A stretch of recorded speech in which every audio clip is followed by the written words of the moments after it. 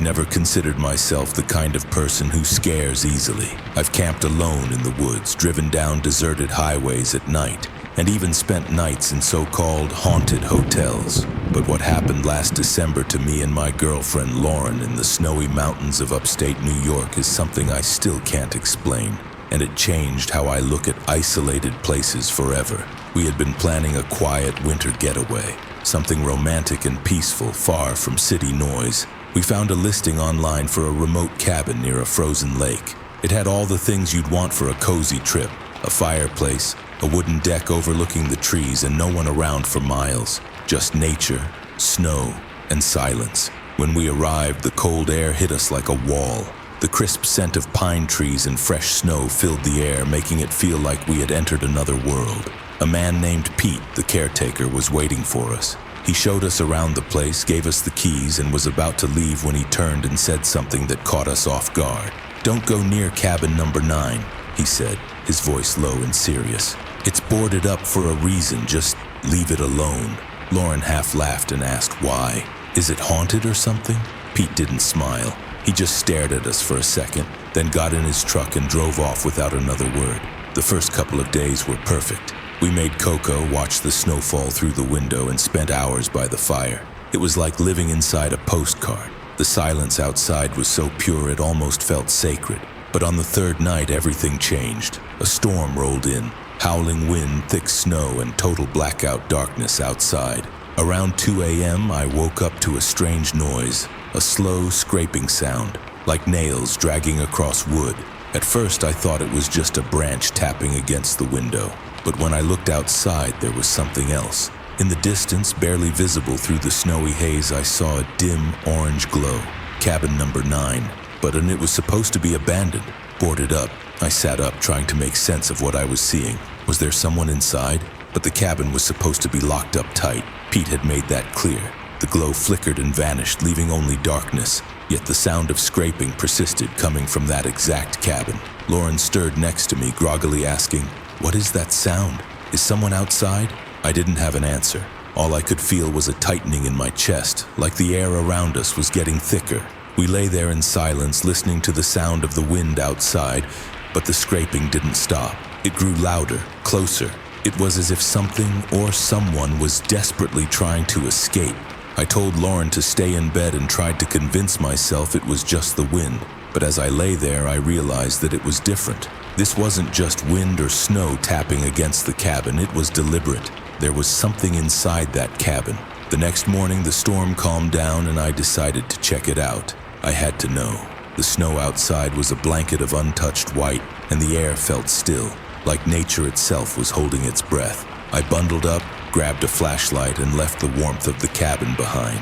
The journey through the woods was eerie. The trees seemed to stretch high above me, their bare branches creaking like old bones in the wind.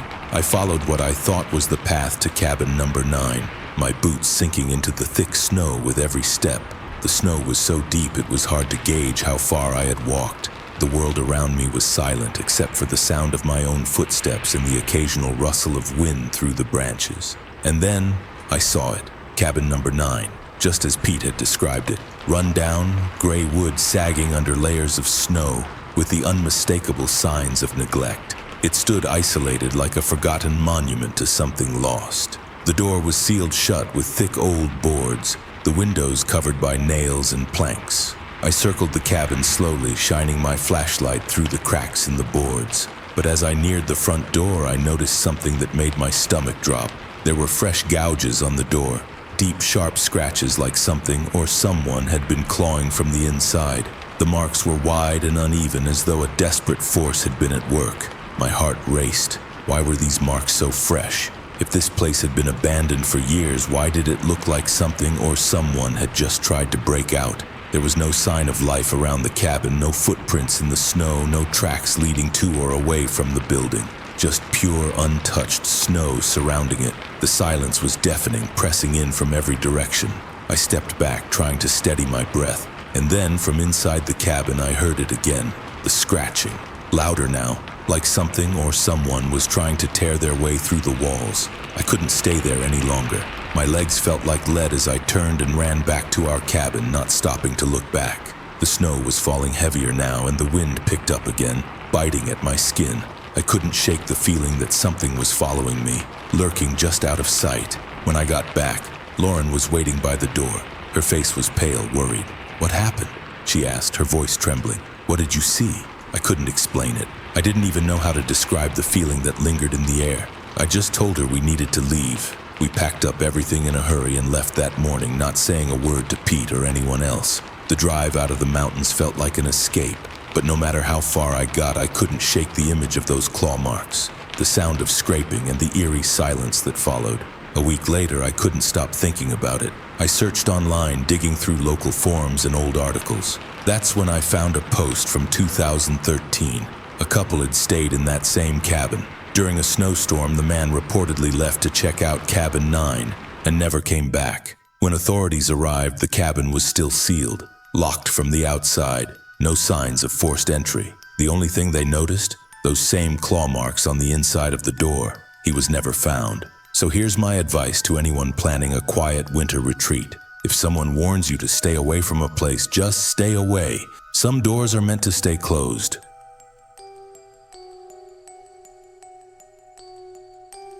This happened a couple of winters ago during one of the worst storms I've ever experienced. I was driving alone late at night. The snow had been falling hard for hours, but it suddenly turned into a full-on blizzard. I couldn't see more than a few feet in front of my car. My windshield wipers were basically useless. Every road sign I passed was coated in ice, and my phone signal had gone in and out all night. I didn't have a clear destination. I was supposed to make it out of town by morning for work, but with the roads icing up, I knew that wasn't happening. I started looking for a place to stop for the night. After another few miles of near-zero visibility, I spotted a flickering neon sign on the side of the road. Blizzard Motel. The building looked outdated, maybe even abandoned at first glance, but the sign was still glowing. I figured if there were lights, someone had to be inside. I pulled into the snowy lot. Only 2 other cars were parked there, both half buried under fresh snow. No movement, no sound, just the wind howling through nearby trees. I rushed inside to escape the cold. The lobby was quiet and dimly lit. The furniture looked like it hadn't changed in 30 years. Old lamps, wallpaper curling at the edges, and the faint smell of mildew and cleaning chemicals. A small bell sat on the front desk. I rang it once. A few seconds later, an older woman stepped out from the back room. Her white hair was tied in a loose bun, and she moved slowly, like every step was a struggle. Her name tag read Betty. She didn't greet me, just stared for a moment, then asked, "Need a room?" "Yeah," I replied, "just for the night. I got caught in the storm." She opened a drawer and pulled out an old-fashioned brass key. Not a card, a key with a faded plastic tag labeled Room 304. "Last one we've got," she muttered. "Try not to mind the wind. It's always louder up there." Something about how she said it caught my attention. Her tone was flat, like she'd repeated those words too many times. But I was tired, cold. I just wanted to lie down. I thanked her and headed to my room. Room 304 was at the far end of the second floor. I had to walk around to the back of the motel and up a narrow, rusted staircase that groaned under my weight. The hallway had that old, musty smell, and the carpet was damp beneath my boots. I unlocked the door and stepped inside. The room was weirdly untouched by time. It had this eerie stillness, like no one had stayed in it for years. The wallpaper was faded, stained in places. The bedspread was the kind of pattern you'd only see in the 70s, and a strange, sweet scent hung in the air, like old perfume mixed with something rotten. I tossed my bag on the bed and turned on the heater. It rattled to life with loud clicks and bangs, but eventually filled the room with warm air. I sat down and turned on the TV, hoping to drown out the storm. Static. Then suddenly the screen flickered and a video started playing on its own. I hadn't touched the remote. At first I thought it was a home movie. It showed a man and a woman sitting on a couch in a small, dimly lit apartment. They were smiling at the camera like they were filming some kind of anniversary or celebration. But something about their expressions felt off, forced. The screen glitched for a moment, then came back to a new scene. The hallway of what looked like this very hotel. The camera was shaking slightly, like someone was walking while filming. It slowly approached a closed door. Room 304. My heart rate picked up. On the door, written in something dark and wet-looking, were the words, "Help me." I grabbed the remote and hit every button I could. Nothing happened. I reached up and pressed the power button on the TV. Still nothing. The video kept playing. Now it showed the man from earlier, alone, pale, covered in what looked like blood. His mouth was moving, but the audio was distorted. Only one phrase cut through clearly. "He's still here. He never left." Then the screen went completely black. For a few seconds, I just sat there, trying to calm my breathing. I told myself it was some weird prank. Maybe the hotel owner had a twisted sense of humor, or someone had left an old DVD in the system. But why would the video show this exact room? That's when I noticed it. A wet trail on the carpet, like footprints, but blurry and dragging. It started at the door and led toward the bathroom. I leaned forward, trying to see where it ended. And then I saw something in the TV's reflection. A shape, a tall figure standing just behind me. I turned around instantly, nothing there. But now the heater had gone completely silent. No clicking, no warm air, just cold, still air pressing down on me like something unseen had entered the room. I stood and walked to the door, tried the handle. It wouldn't move, it felt stuck. Not jammed, but held shut. I rushed to the window, tried to slide it open. It was painted shut. The lock didn't even budge. I turned around and the TV lit up again. The same man. This time the camera was zoomed in close to his face, his eyes wide with terror. Blood dripped from his nose and mouth. Behind him, in the shadowy corner of the room, was the outline of a woman. Her face was barely visible, pale, expressionless. She wasn't looking at him. She was looking at me. And then, everything cut out. The power died. The TV went black. The lights flickered once, then total darkness. I lunged at the door, throwing my full weight into it. It gave way suddenly, like nothing had been blocking it at all. I sprinted out of that room, down the stairs, across the icy lot, and into my car. I started it, floored the gas, and didn't stop until I was back on the main road. Snow is still falling, hands shaking. As I pulled away, I glanced in the rearview mirror. The lights in room 304 were back on, and the curtain was open just enough for someone to watch me leave. The next morning, I tried calling the front desk. No answer. I called again the next day. Still nothing. Out of curiosity, I looked up reviews for the place. Most were old. A few mentioned strange noises, cold spots. But one review stuck out. Stayed in room 304. The TV turned on by itself around midnight. Showed things I can't explain. I didn't sleep the whole night. I'm still not sure I was ever alone there. I've never been back. And I don't plan to. Because whatever happened in room 304, I don't think it was meant to be seen.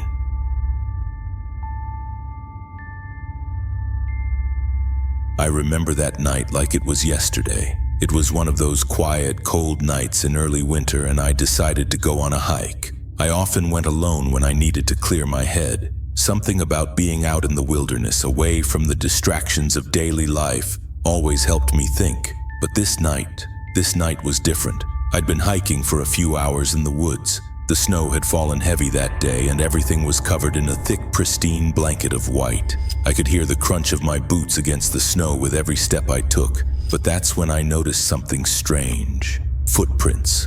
At first, I thought they were mine. But when I stopped to look closer, I realized these prints were different. They were barefoot, and I knew they couldn't have been mine. The snow was deep, and the temperature had dropped below freezing. It didn't make sense for someone to be walking around in bare feet, especially this far from any trail. I wasn't sure if I should follow them, but curiosity got the better of me. I told myself I'd just follow them for a little bit. Maybe it was some prank or someone else out hiking barefoot. But the more I followed those footprints, the more uneasy I felt. They were fresh, and the path seemed to lead deeper into the woods. I kept walking, trying to shake off the weird feeling that was creeping up my spine. The trees were tall and heavy with snow, and it was eerily quiet. My breath was visible in the air, and the cold stung my cheeks.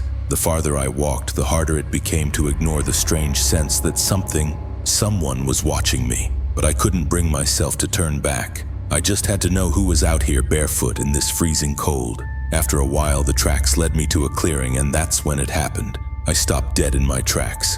The footprints, they just stopped, right there in the middle of the clearing. There was nothing, no sign of the person who had been walking ahead of me. It was like they had vanished into thin air. I stood there, my heart pounding in my chest. The silence was deafening. I turned around to head back, but that's when I heard it. A voice, soft, distant, almost like a whisper. "Jason." I froze. My name. I had no idea who could have known I was out here, let alone calling me by name. I looked around, but there was no one in sight. No sign of movement. The trees stood still, the snow untouched, and the only sound I could hear was my own breathing. The voice came again, this time closer, more urgent. "Jason!" I wasn't sure if I was imagining it or if I was just freaking myself out, but in that moment I realized something. Those footprints weren't leading anywhere anymore, and the voice wasn't coming from a person. It felt wrong. Something wasn't right. I instinctively reached for my phone, but there was no signal. The darkness was closing in, and I felt the temperature drop even more. I couldn't explain it, but the air felt thicker now, colder, and then it hit me, the feeling that someone was right behind me. I spun around quickly, expecting to see someone standing there, but there was nothing, just the quiet of the woods. My heart was racing now, and I had no intention of sticking around to figure out what was going on. I turned to leave, but as I started walking back, I noticed something. Footprints, right behind me. Fresh, barefoot tracks in the snow, and they were heading in the same direction I was. I was being followed. Panicked, I quickened my pace, looking back every few seconds, but no matter how fast I walked, the footsteps were always there just behind me. I couldn't make sense of it. I didn't know what was following me, but I wasn't waiting around to find out. I pulled my gun from its holster I always carried when I hiked alone and called out, "Who's there? Show yourself." Silence. I couldn't take it anymore. My heart was hammering in my chest, and I just wanted to get out of there. I started running, my boots sinking into the snow with every frantic step. But no matter how fast I ran, those footsteps were right behind me, following my every move. I didn't stop running until I reached the edge of the woods, and when I finally saw the lights of my car in the distance, I felt a wave of relief wash over me. I didn't look back as I got in and drove off, but I knew one thing for sure. I would never hike alone again. When I got home and checked my boots, I saw something that made my blood run cold. There in the snow beside me were more footprints. Only these ones were heading in the opposite direction, towards me.